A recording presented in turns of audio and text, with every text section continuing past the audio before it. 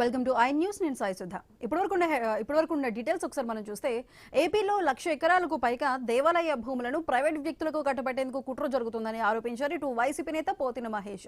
Registration act ప్రకారం నిషేధిత జాబితాలో ఉన్న దేవాదాయ భూములను తొలగించే హక్కు ఎవరికీ లేదన్నారు. యాజమాన్య హక్కులు కల్పించే ప్రయత్నం జరుగుతోందని తెలిపారు.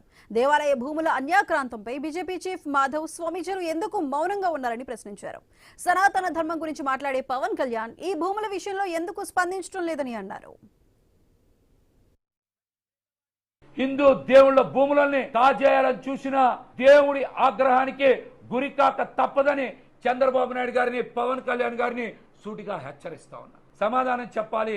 ఆర్టికల్ 14 ప్రకారం రాజ్యాంగబద్ధంగా హిందూ మతపరమైనటువంటి సంస్థలకి వ్యతిరేకంగా తీసుకున్నటువంటి నిర్ణయం. ఆర్టికల్ 300A ప్రకారం మీరు హక్కుల్ని సృష్టించలేరు, హక్కుల్ని మార్చలేరు. ప్రభుత్వం హిందూ దేవుళ్ళ భూములకు ఒక ట్రస్టీ మాత్రమే.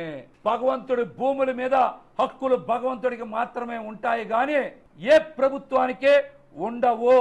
రాష్ట్ర బీజేపీ అధ్యక్షులు కలెక్టర్ల సదస్సులో వినతి పత్రాలు ఇచ్చి ఎందుకు ఆగిపోయారు? స్వామీజీలు హిందూ మతపరమైనటువంటి సంస్థలకి ఇంత పెద్ద ఎత్తున నష్టం జరుగుతూ ఉంటే మీరు ఎందుకు మౌనంగా ఉన్నారు?